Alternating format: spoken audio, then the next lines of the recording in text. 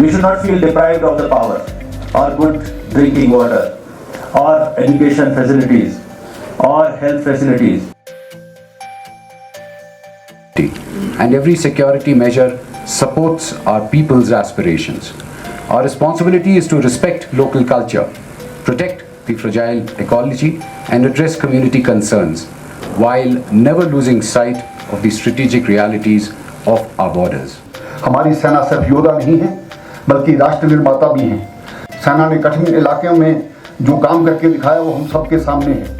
लद्दाख के नागरिक प्रशासन ने नवीकरणीय ऊर्जा प्रोजेक्ट, इको टूरिज्म, शिक्षा सुधार और स्वास्थ्य सेवाएं दूरदराज इलाकों तक पहुंचाई हैं और विकास के लिए केवल शहरों तक नहीं गांवों तक भी पहुंचता है।